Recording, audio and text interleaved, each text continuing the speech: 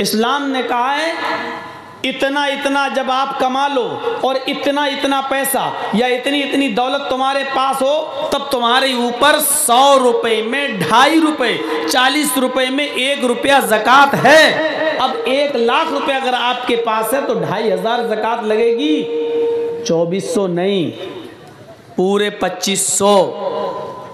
2499 देकर भी आप नहीं बचेंगे जब तक कि आप वो 1 रुपया भी नहीं देंगे। हिंदू धर्म में, ईसाई धर्म में, यहूदी धर्म में कोई बाउंडेशन नहीं है। आप 50 रुपये दान कर दीजिए, 100 रुपये दान दे दीजिए, आपको छुटकारा मिल जाएगा। इस्लाम के अंदर 2400 रुपये दे के भी छुटकारा नहीं मिल रहा है। इस्लाम के अंदर यह है कि 1 लाख रुपए के मालिक को तो 2500 या गरीबों का है, और ये तुमसे लिया जाएगा और तुम्हारे ही दरमियान गरीबों में बांटा जाएगा। हजरत अबू बकर सिद्दीक को एक सहाबी ने बकरी दे दी थी और उसकी रस्सी उसके गर्दन में से निकाल ली थी। तो हज़रत अबू बकर सिद्दीक ने कहा था कि अल्लाह के रसूल सल्लल्लाहु अलैहि वसल्लम जब तुमसे ज़कात लेने आते थे तो तुम बकरी रस्सी के साथ खोल कर देते थे और उसकी रस्सी अल्लाह के रसूल को पकड़ाया करते थे। आज तुमने रस्सी रख ली और बकरी हमें दे दी। तो कहा बकरी ही तो ज़कात में है, बकरी ले जाइए, रस्सी में हम दूसरी बकरी बांध देंगे। तो हज़रत अबू बकर सिद्दीक ने क्या कहा था, अल्लाह के रसूल रस्सी के साथ बकरी लिया करते थे और तुम रस्सी के साथ बकरी दिया करते थे। अगर बकरी दे दी और रस्सी रोक ली तब भी मैं तुमसे क़िताल करूंगा, जिहाद करूंगा, लड़ूंगा। बकरी लेने के बाद भी कह रहे हैं मैं तुमसे क़िताल करूंगा अगर रस्सी तुमने अपने पास रख ली तो। अल्लाह के रसूल को जब रस्सी समेत बकरी दिया करते थे तो मैं भी रस्सी के साथ बकरी लूंगा।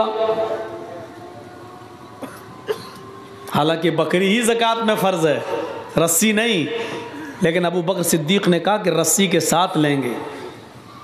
तो आप कैसे रोक सकते हैं? 1 लाख रुपए में 2500 ज़कात बन रही है, आप 2400 दे चुके हैं, नहीं 100 रुपये नहीं रोक सकते आप। ये गरीब का हक मारना है। एक फाउंडेशन का नाम है इस्लाम। कुरान करीम पढ़िए, बार बार कुरान करीम में कहा गया है फला तातदू, फला तातदू, फला तातदू, ये करो और हद से आगे मत बढ़ो, ये काम करो और हद से आगे मत गुजरो, हद को क्रॉस मत करो। कभी कबड्डी खेले हैं ना, आपने देखा होगा, एक खेल होता है कबड्डी, बीच में एक लाइन होती है, इधर जो लोग हैं वो हमारी टीम, उधर जो है वो दूसरी टीम। इस लाइन के इधर जब तक हम हैं सुरक्षित हैं, महफूज हैं, उस लाइन के वो लोग उधर जब तक हैं सुरक्षित हैं। लेकिन उधर का अगर कोई प्लेयर, कोई खिलाड़ी लाइन को क्रॉस करके हमारी हद में आ गया, हमारे मैदान में आ गया, लाइन क्रॉस करके हमारी फील्ड में चला आया, तो उसको हमें गिरफ्तार करने का, अरेस्ट करने का, पकड़ने का, टांग पकड़ के खींचने का पूरा अधिकार है, क्योंकि उसने अपनी लाइन को क्रॉस कर दिया है। हमारी हद ये है, ये लाइन के इस तरफ, अगर हमने इस लाइन को क्रॉस करके आपके हद में घुस गए, कबड्डी कबड्डी कहते हुए आपके हद में हम घुस गए, तो आपको इख्तियार है कि आप हमें पकड़ सकते हैं, हम महफूज नहीं हैं। लाइन क्रॉस करके आपके एरिया में चले गए तो हम महफूज नहीं हैं। इस्लाम ने एक लाइन बना दी है, इस्लाम ने एक बाउंड्री बना दी है, जब तक तुम इस लाइन के इस पार हो महफूज हो, अगर इसको तुमने तोड़ दिया, उस पार चले गए, इस्लाम की हद को अगर तुमने मिटा दिया, दूसरे की हद में चले गए, तो आप महफूज नहीं हो, आप महफूज नहीं हो, सुरक्षित नहीं हो, आपको पकड़ा जा सकता है, आप अरेस्ट हो सकते हो, आपको वो टीम पूरी की पूरी मिलकर आप पर हावी हो सकती है, आपको अरेस्ट कर सकती है। यही इस्लाम कहता फला तातदूहा, इस्लाम के दायरे में रहो और उससे आगे मत बढ़ो, न कम करो न ज्यादा, जितना बताया है उतना तुम्हें करना है। इसीलिए अल्लाह ताला ने कहा वमन यब्तगी गैरल इस्लामी दीनन फलन युक़बल मिन्हु, इस्लाम को छोड़कर अगर कोई दूसरा दीन तुम तलाश करोगे, इस्लाम को छोड़कर कोई दूसरा दीन अगर तुम तलाश करोगे, ढूंढोगे, इस्लाम को छोड़कर किसी दूसरे दीन पर तुम अमल करोगे, फलन युक़बल मिन्हु, तो वो दीन तुम्हारा हरगिज कबूल नहीं किया जाएगा। इस्लाम को छोड़कर किसी भी दीन में चले गए आप तो वो कबूल नहीं किया जाएगा। वहुवा फिल आखिरति मिनल खासिरीन, और क़यामत के दिन तुम नुकसान उठाने वालों में से हो जाओगे। क़यामत के दिन आप नुकसान उठाने वालों में से हो जाएंगे। इस्लाम को छोड़कर दूसरे मजहब में जाना अपने आप को जहन्नम में डालना है। यही इस्लाम की खूबी। आदम अलैहिस्सलाम से लेकर मुहम्मद रसूलुल्लाह सल्लल्लाहु अलैहि वसल्लम तक जितने भी नबी इस दुनिया में आए, सब ने इसी इस्लाम की दावत दी है। आदम अलैहिस्सलातु वस्सलाम को जब अल्लाह ताला ने मिट्टी से बनाया और उनके अंदर रूह डाली और जन्नत के अंदर उनको दाखिल कर दिया, फिर उन्हीं की पिसली से हव्वा को पैदा किया। आदम और हव्वा दोनों जन्नत में रहने लगे। अल्लाह ने कहा इस जन्नत के अंदर रहो, कुलू वशरबू, खाओ और पियो, लेकिन साथ में एक हुक्म नाफिज कर दिया, इस जन्नत के अंदर तुम्हारे ऊपर कोई बाउंडेशन नहीं, जहां जाना चाहो जाओ, जहां घूमना चाहो घूमो, जहां टहलना चाहो टहलो, और जन्नत की सारी नेमतें तुम्हारे लिए फ्री हैं, जो भी तुम्हें पसंद हो खाओ। बस एक बाउंडेशन है, एक हद है, फला तक़रबा हाज़िहि शजरा, ऐ आदम व हव्वा इस दरख्त के करीब मत जाना, इस दरख्त के पास जाने की तुम्हें इजाजत नहीं है। जब दरख्त के पास जाने की इजाजत नहीं है तो फल खाने की इजाजत कहां से हो जाएगी। आदम और हव्वा उसी दरख्त के करीब चले गए शैतान के बहकावे में आकर, और उसी दरख्त का फल खा लिया जिसके करीब तक जाने से मना किया था।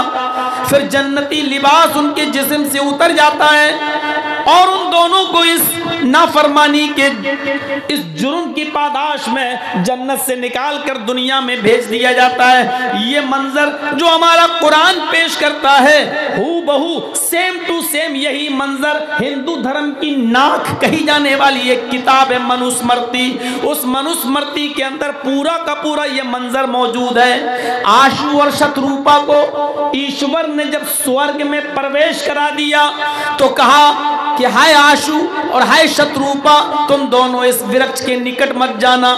आशु और शत्रुपा उसी वृक्ष के निकट पहुंच गए और उस वृक्ष का फल खा लिया।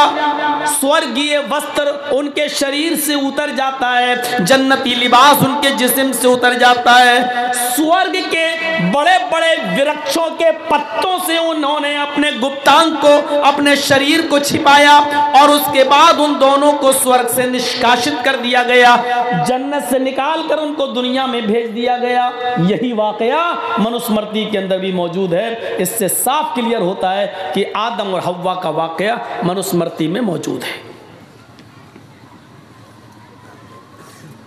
हजरत नूह अलैहिस्सलातु वस्सलाम अपनी कौम को समझाते रहे, बिलाखिर कौम ईमान नहीं लाई, अल्लाह का अज़ाब आया, जमीन से पानी, आसमान से पानी।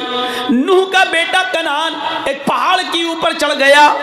नूह अलैहिस्सलाम ने कहा मेरे बेटे आज मेरी कश्ती में बैठ जा, ईमान लिया, अल्लाह को मान ले, तौहीद को मान ले, ईश्वरवाद को कबूल कर ले, लेकिन वो नहीं माना। कहने लगा पानी पहाड़ तक नहीं आएगा।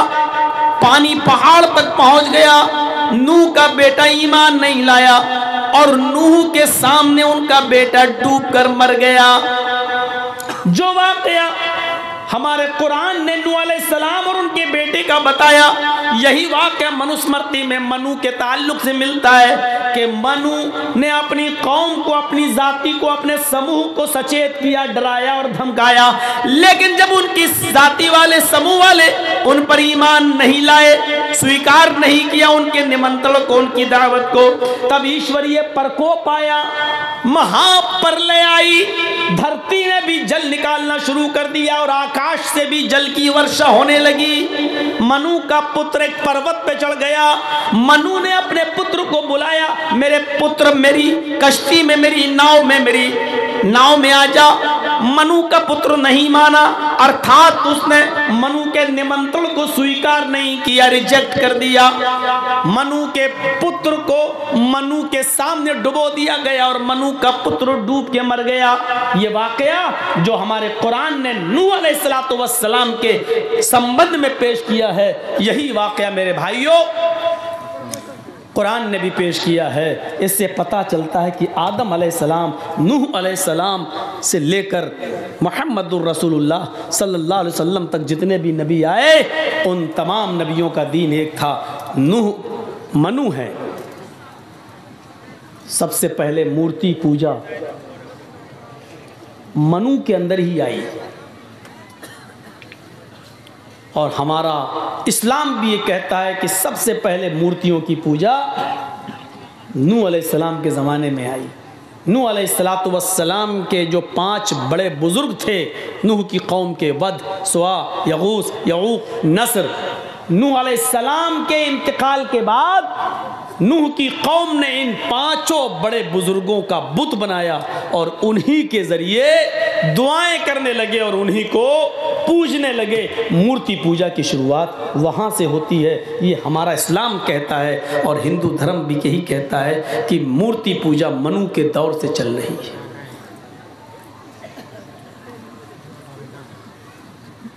ये चीज़ आप देखते जाएं। फिर आगे बढ़िए, फिर हमें ये मिलता है, जब आप भविष्य पुराण पढ़ेंगे तो हमें ये मिलता है कि शंकर जी की कोई औलाद नहीं होती थी, तो उन्होंने अपनी पत्नी को एक मंत्र दिया पार्वती जी को, और पार्वती जी जब नहाने लगी तो उनके जिस्म से, उनके शरीर से जो मैल और कुचैल और गंदगी जो निकल रही थी, उस मैल और कुचैल और गंदगी से उन्होंने एक पुत्र बनाया, बेटा, और उसका नाम रख दिया गणेश। गणेश को तलवार लेकर दरवाजे पे खड़ा कर दिया, किसी को अंदर मत आने देना, मैं नहा रही हूं, मैं स्नान कर रही हूं। शंकर जी अपने घर आ रहे हैं, गणेश तलवार लेकर बाहर खड़े हैं। गणेश को ये नहीं मालूम कि ये मेरा बाप है और शंकर को ये नहीं मालूम कि ये मेरा पुत्र है। शंकर अंदर जाने लगे। गणेश ने कहा, कहाँ जा रहे हो? शंकर जी ने कहा, वाह, घर मेरा, मुझसे पूछ रहा कहाँ जा रहे हो? मेरी बिल्ली मुझी को म्याऊं? गणेश जी बोले कि मेरी माँ ने कहा है कि किसी को अंदर मत आने देना, मैंने वचन दिया है कि कोई भी अंदर नहीं जा सकता है, मैं अपनी जान दे दूंगा लेकिन वचन बेकार नहीं करूंगा। शंकर जी ने तलवार उठाई और कहा, मुझे मेरे घर में जाने से रोक रहा है? पार्वती कौन है तुम्हारी? गणेश ने कहा, मेरी माँ। शंकर ने कहा, वाह, पार्वती मेरी बेटी है, मेरी बीवी है, और तू कह रहा मेरी माँ है, मेरा तो कोई पुत्र है ही नहीं। तब गणेश जी ने कहा कि आज ही तो उन्होंने बनाया है। शंकर जी बोले, भगवान मैं हूँ, बनाना पार्वती जी को कैसे आ गया है? दोनों में बहस चली और शंकर जी को गुस्सा आया, उन्होंने तलवार मार दी और अपने बेटे की गर्दन उड़ा दी। अंदर घुस गए। पार्वती जी ने जिद की, ये तुमने क्या किया? मेरे बेटे को, मेरे पुत्र को तुमने मार डाला, उसका वध कर दिया। अब मैं उस वक्त तक तुमसे बातचीत नहीं करूंगी जब तक कि मेरे पुत्र को तुम जीवित न कर दो। शंकर जी ने पूरे जंगल में अपने पुत्र की कटी हुई गर्दन तलाश की लेकिन नहीं मिली। कहने लगे, पार्वती जी ये क्या हो रहा है? अभी तो मैंने गर्दन काटी लेकिन वो गर्दन तो कहीं मिल ही नहीं रही है। रास्ते में एक हाथी चला रहा है। शंकर जी ने कहा, अगर इस हाथी का सूंड काट कर अगर मैं गणेश जी के सर की जगह पे लगा दूं और गणेश जी को जिंदा कर दूं तो चलेगा? पार्वती जी बोली, कुछ भी करो लेकिन पुत्र को जिंदा करो। तब शंकर जी ने हाथी की सूंड काटी और गणेश जी की गर्दन की जगह पर रखकर उनको जीवित किया। तब गणेश जी जिंदा हो गए। धूल की तह जम गई। इस वाक़े पर हमने बहुत ढूंढा, बहुत तलाश किया। इस किस्म का कोई वाक़या कुरान और हदीस के अंदर भी मिल जाए ताकि हम अपने हिंदू भाइयों को बता सकें कि देखो ये चीज़ हमारे यहाँ पर भी पाई जाती है, लेकिन हूबहू तो नहीं मिला। लेकिन उससे मिलता जुलता एक वाक़या मिल जाता है कि इब्राहीम अलैहिस्सलाम की सालों साल कोई औलाद पैदा नहीं हुई। वो दुआ मांगते थे, रब्बे हबली मिनस सालिहीन, अल्लाह मुझे साले बेटा दे, अल्लाह मुझे नेक बेटा दे। 99 साल की उम्र में 86 साल 86 साल की उम्र में अल्लाह ने उनकी दुआ सुनी और उनको एक बेटा दिया, नाम रखा इस्माइल। जब वो बेटा 13 साल का हो गया तो इब्राहीम अलैहिस्सलाम ने ख्वाब में देखा, सपने में, कि मैं अपने बेटे को ज़िबा कर रहा हूँ और अल्लाह मुझसे मेरे बेटे की कुर्बानी मांग रहा है। तब अपने बेटे से उसका इजहार किया, बेटा तैयार हो गया। हजरत इब्राहीम यूं कहते हैं अपने बेटे से, या बुनैया इन्नी अरा फिल मनामी अन्नी अज़बहुका फंजुर माज़ा तरा। मेरे लगते जिगर, मेरे बेटे, मैंने आज की रात ख्वाब देखा है कि मैं अपने हाथ से अपने बेटे को ज़िबा कर रहा हूँ, अपने बेटे को काट रहा हूँ। यानी अल्लाह मुझसे तुम्हारी कुर्बानी मांग रहा है, तुम्हारा क्या इरादा है? फंजुर माज़ा तरा, तुम्हारी राय क्या है? इस्माइल अलैहिस्सलाम ने फौरन जवाब दिया, या अबति फ़अल मा तुमर सतजिदुनी इंशाअल्लाहु मिनस साबिरीन। अब्बू जान, आपको आपके रब ने जो हुक्म दिया है उस काम को आप कर डालिए, इंशाअल्लाह आप सब्र करने वालों में से होंगे, इंशाअल्लाह आप सब्र करने वालों में से होंगे। तब इब्राहीम ने अपने बेटे इस्माइल को पेशानी के बल जमीन पर लिटा दिया और तेज छुरी बेटे की गर्दन पे चलाने लगे। लेकिन अल्लाह रब्बुल आलमीन का उधर हुक्म हुआ, बस नहीं, ऐ छुरी तू अपना काम नहीं करेगी। इब्राहीम अपना काम कर रहे हैं, छुरी को हुक्म हो गया तू चलेगी नहीं। आवाज आई, बस बंद करो इब्राहीम, कद सद्दक़्ता रुया इन्ना कज़ालिका नजज़िल मुहसिनीन। बस करो, तुमने अपने ख्वाब को सच्चा कर दिखाया और मैं नेक लोगों को इसी तरीके का बदला दिया करता हूँ। फिर अल्लाह ताला ने जन्नत से एक दुम्बा भेजा और वो इस्माइल की जगह पर दुम्बा ज़िबा कर दिया गया। मेरे भाइयों, यहाँ शंकर ने गणेश की गर्दन उड़ाई, यहाँ इब्राहीम ने इस्माइल की गर्दन पर छुरी चलाई। वहाँ गणेश कट गए, यहाँ इस्माइल कटे नहीं। वहाँ गणेश को जिंदा रखने के लिए हाथी काटा गया, यहाँ इस्माइल की जगह पर दुम्बा आया है। कितनी धूल जम गई किताबों पर और जमाने गुजरते गए। इस वाक़े को जब हम इस हकीकत की रोशनी में जब तलाश करते हैं तो पता चलता है कि किसी न किसी शक्ल में यह वाक़या कुरान और हदीस की किताबों में मौजूद है। जिसको ये शंकर कह रहे हैं, हो सकता है हमारे यहाँ वही इब्राहीम अलैहिस्सलाम हो, और जिसको ये गणेश कह रहे हो सकता है हम उन्हीं को इस्माइल अलैहिस्सलाम मानते हों, और जिसको ये पार्वती मानते हैं हो सकता है कि हमारे यहाँ वही हाजरा हो। लेकिन हो सकता है कि साथ क्लियर हम भी नहीं कर सकते। इन चीज़ों के सामने देखिए तो पता चलता है कि हकीकत क्या है। ये धूल कौन साफ करेगा? जो किताबों के जरिए चढ़ चुकी है। घर साफ करते हो, कपड़े साफ करते हो, बर्तन साफ करते हो, किताबों पर जो खुराफातों की धूल जम गई है उसे कौन साफ करेगा? अल्लाह ने तुम्हें एक फिल्टर दिया है, साफ करने की चीज दी है, पाउडर दिया है, और वो है कुरान करीम। इस कुरान करीम की कसौटी पर रखकर उस धूल को साफ कीजिए। हर चीज चमकती हुई सोने की तरह आपके सामने क्लियर होती चली जाएगी। इस्लाम की बुनियाद जिन 5 चीज़ों पर है, हिंदू धर्म की बुनियाद भी उन्हीं 5 चीज़ों पर टिकी हुई है। बुनियल इस्लामु अला खम्सिन शहादती अल्ला इलाहा इल्लल्लाह व अन्ना मुहम्मदर रसूलुल्लाह व इकामिस सलाह व ईताइज ज़काह वल हज्ज व सौम रमज़ान। इस्लाम की बुनियाद इन 5 चीज़ों पर है। शहादत अल्ला इलाहा इल्लल्लाह, इस बात की गवाही दो कि अल्लाह के अलावा कोई माबूद नहीं। वो अन्ना मुहम्मद रसूलुल्लाह, और मोहम्मद अल्लाह के रसूल हैं सल्लल्लाहु अलैहि वसल्लम। व इकामिस सलाह, और नमाज कायम करो। व ईताइज ज़कात, और ज़कात अदा करो। वल हज, और हज करो। व सौम रमज़ान, और रमज़ानुल मुबारक के पूरे महीने के रोजे रखो। ये इस्लाम की बुनियाद है।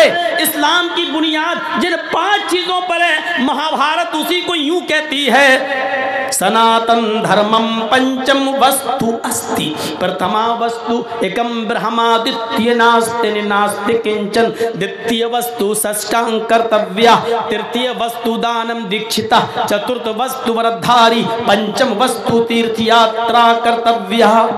यही सनातन धर्म की बुनियाद बताई गई। कृष्ण जी कह रहे हैं अर्जुन, सनातन धर्म 5 चीजों का नाम है। सनातन धर्म 5 चीजों का नाम है। प्रथमा वस्तु, पहली चीज, एकम ब्रह्मा, द्वितीय नास्ति नास्ति किंचन, एक ही ब्रह्मा है, दूसरा नहीं, नेह बिल्कुल नहीं, नाना कतई नहीं, किंचन जरा सा भी नहीं। कृष्ण जी अर्जुन से कह रहे हैं, एक ही ब्रह्मांड का रचयिता और रचनाकार है, एक ही ब्रह्मा है, एक ही इस दुनिया का बनाने वाला क्रिएटर ऑफ यूनिवर्स एक ही है, द्वितीय नास्ते, दूसरा नहीं। इस विश्व का निर्माण करता एक ही है, इस विश्व का बनाने वाला एक ही है, इस महान जगत का स्वामी एक ही है, द्वितीय नास्ते, दूसरा नहीं, ने बिल्कुल नहीं, ना ना कतई नहीं, हरगिज नहीं, किंचन जरा सा भी नहीं। ये कृष्ण जी अर्जुन से कह रहे हैं। मोहम्मद रसूलुल्लाह क्या कह रहे हैं? शहादती अल्लाह इलाहा इल्लल्लाह, अल्लाह के अलावा कोई माबूद नहीं। द्वितीय वस्तु साष्टांग कर्तव्य, दूसरी चीज है अर्जुन साष्टांग करो। साष्टांग, ये बड़ा अजीब जुमला है। हिंदू लोग आज भी साष्टांग करते हैं, लेकिन उनको खुद नहीं पता ये साष्टांग करते हैं कि 20 टांग करते हैं। सा अष्ट अंग, इसको जब मिलाया जाएगा तो पढ़ा जाएगा साष्टांग। अष्ट के माना संस्कृत में होते हैं 8, सा अष्ट। अब मिलाइए तो पढ़ेंगे साष्ट, सा अष्ट यानी साष्ट, 8 के साथ, 8 के साथ अंग, सा अष्ट अंग, साष्टांग, 8 अंगों के साथ धरती पर रखकर, 8 अंगों को धरती पर रखकर ईश्वर को प्रसन्न करो। 8 अंग जमीन पर रख के कोई बताए? 8 अंग सिर्फ सजदे में होंगे बस, कोई और दूसरी शक्ल है ही नहीं। सजदे में आप जाइए, माथा और नाक कितना है? 2 हाथ कितना? 4, और दोनों घुटना कितना हुआ? 6, और दोनों पैर 8। सा अष्ट अंग। कृष्ण जी कह रहे अर्जुन साष्टांग करो यानी सजदा करो, और खुल के कह दूं नमाज पढ़ो। पहली चीज, इस ब्रह्मांड का रचयिता और रचनाकार एक है, दूसरा नहीं, यानी एक ही अल्लाह इबादत के लायक है, दूसरा नहीं। दूसरी चीज साष्टांग, 8 अंग यानी सजदा करो। आज भी बड़े बड़े गंगा है, बनारस में आ जाइए, इलाहाबाद में आ जाइए, हरिद्वार चले जाइए, पंडित लोग साष्टांग करते, पूरा ऐसे लेट जाएंगे, पट। 1-2 पंडितों से मैंने पूछा भी था, ये क्या कर रहे हो? कहते साष्टांग। मैंने कहा साष्टांग है कि 20 टांग? अंग गिनो कितने हैं? तो कहने लगे फिर साष्टांग क्या हुआ? फिर मैंने बताया कि लहट तुम तो अपने जैसी कहोगे, हक बात तस्लीम कर लेना हर किसी के बस की बात नहीं है, जो जल्दी कबूल कर ले। तुम अपनी मीनिंग से देखो, सा अष्ट अंग, साष्टांग का मतलब ही होता है 8 अंगों के साथ। और 8 अंग सिर्फ सजदे के अंदर होते हैं। तृतीय यहां क्या कहा? इकामिस सलाह, नमाज पढ़ो। तीसरी चीज इस्लाम ने क्या कही? ज़कात दो। व ईता इस ज़कात दो। और यहां कृष्ण जी क्या कह रहे? अर्जुन दानम दीक्षता, दान दो, दान खैरात करो। यहां ज़कात, वहां खैरात। चतुर्थ वस्तु व्रतधारी, चौथी चीज व्रत, उपास, रोजा। यहां चौथी चीज बसौमी रमजान, रमजान के पूरे महीने का रोजा। वल हज, यहां पांचवी चीज हज, वहां तीर्थ यात्रा कर्तव्य, तीर्थ यात्रा करो। किसी पवित्र शहर में गंगा जलेश्वर भवती, जहां गंगा का पवित्र जल मौजूद हो, ऐसे शहर में चले जाओ जहां गंगा का पवित्र जल मौजूद हो। हाँ, आगे का मतलब बड़ा अजीब है, वो समझना पड़ेगा। स्नान कर्तव्य, उसमें डुबकी लगाओ ताकि तुम्हारे पाप मिट जाएं। ये चीज समझने की है। कृष्ण जी कह रहे हैं पांचवी चीज तीर्थ यात्रा करो, यानी अपना शहर छोड़कर किसी पवित्र शहर चले जाओ, गंगा जलेश्वर भवती, जहां गंगा का पवित्र जल मौजूद हो। स्नानम कर्तव्य, उसमें स्नान कर लो। इसी वजह से हिंदू भाई गंगा में डुबकी लगाते हैं ताकि पाप मिट जाएं। चाहे कितने गुनाहगार हो, डुबकी लगाओ, पाप धुल गए। जबकि इसका मतलब यह है किसी ऐसे शहर में चले जाओ जहां गंगा का पवित्र जल मौजूद हो, जहां पानी ऐसा मौजूद हो, और उसमें डुबकी लगाने का मतलब यह कि उस शहर में चले जाओ, गंगा जल में पवित्र शहर में चले जाओ का मतलब यह है कि मक्के में चले जाओ, और डुबकी लगाने का मतलब यह है कि मक्के में दाखिल हो जाओ, यानी हज करो। हमारी हदीस कहती है, नबी अकरम ने फरमाया कि जब कोई हज के मैदान में, अरफात के मैदान में जब हाजी हज करता है और कहता लब्बैक लब्बैक अल्लाहुम्मा लब्बैक, तो गोया कि उसने अपने गुनाहों से अपने आप को पाक व साफ करा लिया है। फरिश्ता आवाज देता है, आए हाजी, आज तुझे अल्लाह ताला ने गुनाहों से बिल्कुल ऐसे पाक व साफ कर दिया जैसे तू अपनी माँ के पेट से आज ही पैदा हुआ है। धोबी की भट्टी में जिस तरह कपड़े का मैलू कुचैल साफ हो जाता है, उसी तरीके से तेरा भी, तेरे गुनाह सब मिट गए। अय हाजी, अपने शहर जाने के बाद, अपने मुल्क में जाने के बाद, अपने गुनाहों से फिर से अपनी जिंदगी को काला और सियाह न कर लेना। तो तीर्थ यात्रा का मतलब यह है कि हज कर लो, पवित्र शहर चले जाओ, वरना डुबकी लगाने से गुनाह माफ नहीं होते हैं। माफ करना, अगर डुबकी लगाने से गुनाह माफ होते और पाप मिटते तो वो फिल्म न बनती, और वो फिल्म में ये गाना नहीं बनता।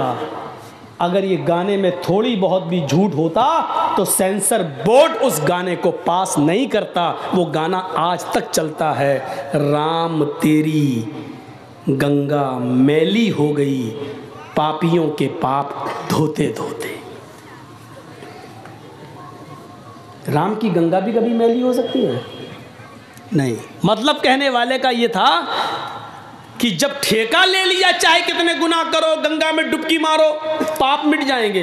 तो गंगाओं में इतने पाप हैं, जो आया गुनाह करके वो डुबकी लगा रहा है, वो तो गुनाह से मिट गया, लेकिन वो गुनाह गंगा में इतने भर गए हैं, अब जो भी डुबकी लगाएगा उसके गुनाह मिटेंगे नहीं, बल्कि जो गंगा में पाप है वो चढ़ेंगे और उसके ऊपर।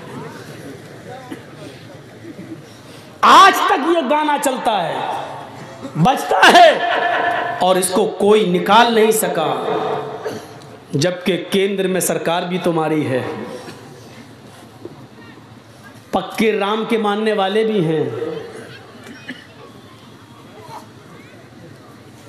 और गृह मंत्री जी भी तुम्हारे हैं। सुप्रीम कोर्ट के जज जब उनके अंडर में हैं, तो फिल्म भी दुनिया से ये गाना निकालने में उनको टाइम ही कितना लगेगा, लेकिन आज तक नहीं निकाल सके, क्योंकि इसमें सच्चाई है, इसमें सच्चाई है। तो 5 चीजें जो हमारे यहाँ वही तुम्हारे यहाँ, और तौहीद पूछो मत। यचित्तियो यो पिम्मिम्मा नस्तस्मा देवी शोरी ऋषा। कोई जवाब है इस मंत्र का? यजुर्वेद का मंत्र है ये। यचित्ति याचना के माना भीख मांगना, संस्कृत में यचित्ति इंपरेटिव सेंटेंस है, मांगो, यो उससे, यो इसमें इशारा बईद के लिए 2 बार आ रहा है यो। यचित्ति यो मांगो उससे, वही है देने वाला। देखिए यचित्ति यो मांगो उससे, वही है देने वाला। पिम्मिम्मा वही तुम्हारी झोलियां भर सकता है, वही तुम्हें सब कुछ दे सकता है। और इसके आगे तो खुलकर नस्तस्मा देविशो, नस्तस्मा देविशो, नहीं दे सकता है कोई भी देवी देवता, ऋषा कुछ भी, उसके अलावा तुम्हें कोई भी देवी देवता कुछ भी नहीं दे सकता। और क्या चाहिए इससे ज्यादा खुलकर? अब क्या कहें? मांगो उससे, वही है सब कुछ देने वाला, उसके अलावा कोई भी देवी देवता तुम्हें कुछ भी नहीं दे सकता। इन्नल्लज़ीना तदऊना मिन दूनिल्लाहि लन यख़्लुक़ू ज़ुबाबन वलौ इज्तमऊ लहू व इन यस्लुबहुमुज़्ज़ुबाबु शयअन ला यस्तनक़िज़ूहु मिनहु। अल्लाह को छोड़कर तुम जिनको पुकार रहे हो, अल्लाह को छोड़कर तुम जिनके पास जा रहे हो, अल्लाह के अलावा तुम जिनसे भी बेटा बेटी मांग रहे हो, अल्लाह के अलावा जिनसे भी तुम मदद की गुहार लगा रहे हो, लन यख़्लुक़ू ज़ुबाबन, वो सब मिलकर एक मक्खी भी पैदा करने की ताकत नहीं रखते, वो सब मिलकर एक मक्खी भी पैदा करने की शक्ति नहीं रखते। व इन यस्लुबहुमुज़्ज़ुबाबु शैअन, अगर मक्खी उनसे थोड़ी सी कोई चीज लेकर छीन कर चली जाए तो ये सब मिलकर उस मक्खी को पकड़कर, मक्खी जो चीज लेकर गई उससे वो चीज वापस लेने की भी ताकत नहीं रखते। जो एक मक्खी से चीनी शक्कर का एक दाना तक छीनने की ताकत नहीं रखता है, वो तुम्हें क्या देगा और तुम्हारी मदद क्या करेगा? अल्लाह ने यहां पर लाकर उस मंत्र को जीवित कर दिया है और कह दिया है कि देखिए हिंदू धर्म की तालीम भी यही है, ये किसी नबी की तालीम रही है। नस्तस्मा देवी शोरी ऋषा, उसके अलावा तुम्हें कोई कुछ भी नहीं दे सकता। लन यख़्लुक़ू ज़ुबाबन, एक मक्खी भी पैदा नहीं कर सकता कोई। व इन यस्लुबहुमुज़्ज़ुबाबु शैअन, मक्खी कुछ लेके चली जाए तो वो छीन भी नहीं सकता। अब सुनिए, हिंदू धर्म में 33 करोड़ देवी देवता हैं। रोजी देने वाला अलग, बारिश बरसाने वाला अलग, पैदा करने वाला अलग। जो 3 बड़े बड़े खुदा माने जाते हैं हिंदू धर्म में, वो 3 हैं बड़े बड़े, ब्रह्मा, विष्णु, महादेव। ब्रह्मा दुनिया का बनाने वाला, ये है क्रिएटर। विष्णु ये है पैदा करने वाला, ये है पालने वाला। विष्णु ये परवरिश करता है, पालता है, रोजी रोटी देने वाला। और महादेव यानी शिव ये है मारने वाले, ये हैं मारने वाले। लेकिन ऋग्वेद क्या कहती है? अहम ब्रह्मा अस्ति, अहम शिव अस्ति, अहम विष्णु अस्ति, अहम सूर्य अस्ति, अहम चंद्र अस्ति। मैं ही ब्रह्मा हूं, ये लीजिए, मैं ही ब्रह्मा हूं, मैं ही विष्णु हूं, मैं ही शिव हूं, मैं ही क्रिएटर हूं, दुनिया बनाने वाला मैं ही हूं। अहम विष्णु, मैं ही परवरिश करने वाला हूं, पालने वाला हूं। अहम शिव अस्ति, मैं ही मौत देता हूं। अहम सूर्य अस्ति, मैं ही सूर्य हूं। अहम चंद्र अस्ति, मैं ही चंद्रमा हूं। यानी रात निकालने वाला और दिन निकालने वाला भी मैं ही हूं। ये सब मेरे हुक्म के बगैर नहीं होते हैं, ये सब मेरे कंट्रोल में है। मानते रहो, तौहीद ये है, तौहीद ये है। न काष्ठे अस्ति न पत्थरास्ति, उस ईश्वर को न लकड़ी में ढूंढो न पत्थर में ढूंढो। वो ईश्वर है, उसको न लकड़ी में ढूंढो ढूंढो न पत्थर में ढूंढो। ओम निराकारम अस्ति निराकारम अस्ति, वो ईश्वर निराकार है, उसका कोई आकार ही नहीं, उसकी कोई शक्ल बना ही नहीं सकता है। लैसा कमिस्लिही शैउन, उस अल्लाह की तरह कोई चीज है ही नहीं है, उस अल्लाह की तरह कोई चीज है ही नहीं। ये लीजिए तौहीद हमारे हिंदू भाइयों के अंदर भी यही है। वला तदउ मिन दूनिल्लाहि मा ला यनफउका वला यज़ुरुक, इसी को कुरान ने कहा है। वला तदउ मिन दूनिल्लाह, अल्लाह को छोड़कर तुम किसी और को मत पुकारो। मा ला यनफउका वला यज़ुरुक, वो तुम्हें नफा और नुकसान नहीं दे सकता है। नफा और नुकसान का मालिक कौन है? अल्लाह रब्बुल आलमीन। ये तौहीद है हमारे हिंदू भाइयों के दर, हमारे हिंदू भाइयों के यहाँ। आइए एक चीज़ और बता दें, इसके बाद दूसरी चीज़ नमाज। नमाज का एक तकाबुल करते हैं, नमाज कहाँ है? अभी तो सजदा बता दिया, साष्टांग, लेकिन नमाज भी है हिंदू भाइयों में। नमाज क्या है? श्रीमद् भागवत गीता अध्याय 6 और मंत्र नंबर 10। आप लोग तो बिहार वगैरह में, बंगाल में रहते हैं, इन मंत्रों को मैंने अयोध्या में भी पढ़ा है, जबकि अयोध्या पंडितों के मामले में सबसे आगे। और आप तो जानते हैं कि मेरी ख़ास तौर पर मेरी तकरीर के मंत्रों को बड़े उछाल कर पेश किया जाता है, और मैं बोलता कुछ हूँ और हेडिंग कुछ और बनाई जाती है। यूट्यूब जब आप खोलेंगे और मेरी तकरीर देखेंगे तो आप हेडिंग देखेंगे, मौलाना को मोदी ने दिया अवार्ड, लेकिन ज़िंदगी में हमने मोदी को ओरिजिनल में शक्ल तक नहीं देखी। ये झूठ से पैसा कमाने वाले यूट्यूबर आपको बहुत मिलेंगे, उसकी शक्ल रियल में नहीं देखी, तस्वीरों में देखी, और अल्लाह करे कि ना देखूं रियल में।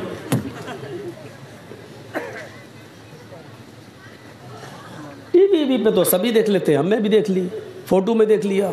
कल देखा वो फेसबुक पे किसी ने डाला, फोटो डाला हुआ था, कुत्ता उसको नोच रहा था, और फिर नीचे डाल के उस पर पेशाब भी कर दिया था। ये कल की बात है, कल ही मेरे फेसबुक पे किसी ने डाला। तो वो होता चलता है, अब तस्वीर है, कुछ भी कर सकता है तस्वीर के साथ। कायनात में अगर तस्वीर कुशी से और तस्वीर से अगर कोई बचा है तो वो हस्ती है हमारे नबी जनाब मोहम्मद रसूलुल्लाह की। अगर आज नबी अकरम की तस्वीर होती तो ये दुश्मनान इस्लाम कितनी तौहीन करते। अगर आज अल्लाह के रसूल का फ़ोटो होता तो कितनी तौहीन करते, कैसे निकालते, कैसे कुत्तों के सामने डालते, कैसे खींचते। अल्लाह तेरा शुक्र है कि तूने हमारे नबी जनाब मोहम्मद रसूलुल्लाह सल्लल्लाहु अलैहि वसल्लम को दुश्मनान इस्लाम की इन भयानक चालों से तूने महफूज फरमाया। तो मेरे भाइयों, श्रीमद् भागवत गीता के अध्याय 6 और मंत्र नंबर 10 देखिए। योगी युज्जीत सततमात्मानम रहस्य स्थिता एकाकी अच्युतात्मा निराशीर परिग्रह। इसमें पहला ही शब्द योगी आया है, लेकिन आप लोग यूपी वाला योगी मत समझना, ये श्रीमद् भागवत गीता वाला योगी है, और यूपी वाला योगी नहीं है, ढोंगी है। दोनों में फर्क है।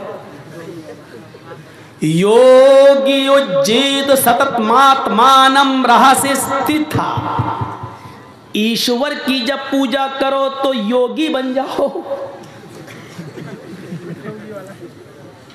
योगी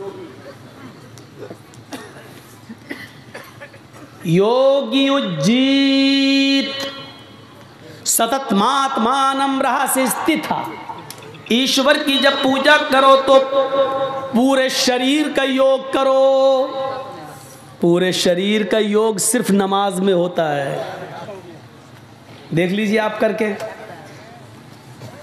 हिंदू धर्म में क्या होता है? मूर्ति के सामने खड़े हुए ओम नमः शिवाय, सिर्फ गर्दन का योग हो रहा है बस, पूरे शरीर का नहीं। पूरे शरीर का योग अगर देखना है तो आओ नमाज में। देखिए ये हाथ हिल रहे हैं, अल्लाह अकबर, ये हाथों की एक्सरसाइज, पॉजिटिव रेजेस दौड़ रहे हैं। फिर आपकी गर्दन सजदे की जगह पर, सर्वाइकल का सबसे बेहतर इलाज। लेकिन ऐसा ना हो, ऐसे करेंगे आप नमाज़ पढ़ रहे हैं, घड़ी देखेंगे, इमाम साहब सूरह बकरा पढ़ना शुरू कर दिए, आप घड़ी देंगे कितनी लंबी सूरत पढ़ रहा है, तब नहीं। आप ऐसा अल्लाहु अकबर। अब देखिए आप नीचे सजदे की जगह पर आप रहिए, 1 मिनट खड़े रहिए। ये गर्दन की एक्सरसाइज, सर्वाइकल का बेहतरीन इलाज। आर्थो स्पेशलिस्ट से पूछिए जो हड्डी के डॉक्टर हैं, ये इलाज। अल्लाहु अकबर कहकर रुकू में जाइए, हड्डी, रीढ़ की हड्डी इतनी सीधी कर लो कमर कि पानी का भरा हुआ प्याला या बर्तन आपकी पीठ पर रखा जाए तो गिरे नहीं। इस तरह रुकू होना चाहिए, पीठ बिल्कुल ऐसी सीधी। ये रीढ़ की हड्डी की एक्सरसाइज, कमर की एक्सरसाइज। फिर सजदे में जब जाइए तो ब्लड सर्कुलेशन आपके दिमाग तक, ब्रेन हेमरेज नहीं होगा उस आदमी को जो 5 वक्त की नमाज पढ़ता है। क्यों? क्योंकि 5 वक्त इंसान जब सजदा करेगा तो सजदा एक ऐसी जगह, आप खड़े हैं, सर्कुलेशन ब्लड का दिमाग तक नहीं जा पा रहा है, या जो स्पीड आपके दिमाग को खून की चाहिए, खून की जो रगें हैं दिमाग की, वहाँ जो खून पहुँचना चाहिए जितना, हालत स्टैंडिंग में खड़े होने की हालत में नहीं पहुँच रहा। जब आप सजदा कर रहे हैं तो ब्लड का सर्कुलेशन आपकी दिमाग की नसों तक पहुँच रहा है। ये ब्रेन हेमरेज से आपको बचाता है और आपके दिमाग और भूल चूक की बीमारी से आपको दूर रखता है। ये पूरे शरीर का एक्सरसाइज सिर्फ नमाज के अंदर। योगी उज्जीत सततमात्मानम। है अर्जुन, जब ईश्वर की पूजा करो तो पूरे शरीर का योग कर लो, पूरे शरीर की एक्सरसाइज कर लो। सततमात्मानम, और इसको हमेशा पकड़े रहो, कभी मत छोड़ो। राह से स्थित, अगर एक भी टाइम छोड़ दिया तो तुम स्थित न रहोगे, कायम न रहोगे, धर्म पर जमे नहीं रहोगे। मन तरक सलात मुतअम्मिदन फक़द कफ़र, अगर कसदत जानबूझकर नमाज छोड़ी जिसने, उसने कुफ्र किया। एकाकी है अर्जुन, जब ईश्वर की पूजा के लिए खड़े हो तो एक ईश्वर के सामने खड़े हो जाओ, एकाकी, एक अल्लाह के सामने खड़े हो जाओ। यच्चतात्मा, और अपनी आत्मा को उसी की तरफ लगा दो, पूरा दिमाग उसी की तरफ लगा दो। देखिए अल्लाहु अकबर, पूरा दिमाग वही लगना चाहिए, ऐसे ऐसे नहीं। यच्चतात्मा, अपनी आत्मा को उसी की तरफ लगा दो। यच्चतात्मा, निराशीर, सबसे निराश हो जाओ, सबसे नाउम्मीद हो जाओ, लेकिन ऊपर वाले से निराश मत होना, क्योंकि उसी के सामने खड़े हो, वो तुम्हें सब कुछ देगा। परिग्रह, वही तुम्हें देगा, वही तुम्हारी झोली भरने वाला है। सबसे निराश हो जाना, लेकिन उससे नहीं। हृदय नमः, जब खड़े हो तो अपने हृदय, सीने पे हाथ रख लेना। हिंदू भाई यूँ रख लेते हैं, आपने देखा होगा ना, हृदय, ये सीने पे हाथ रखते हैं। ओम भूर्भुवः स्वः, सीने पे। हम लोग भी सीने पे रखते हैं, बहुत से लोग नमाज पढ़ते हैं तो नीचे भी रखते हैं, अपना अपना है, कर रहे हैं। ये दौर नहीं है किसी के ख़िलाफ़ बोलने का। इस वक्त हमें और आपको सबको एक प्लेटफार्म पे आने की ज़रूरत है। ये मौका नहीं है मसलकों के झगड़े में उलझने का।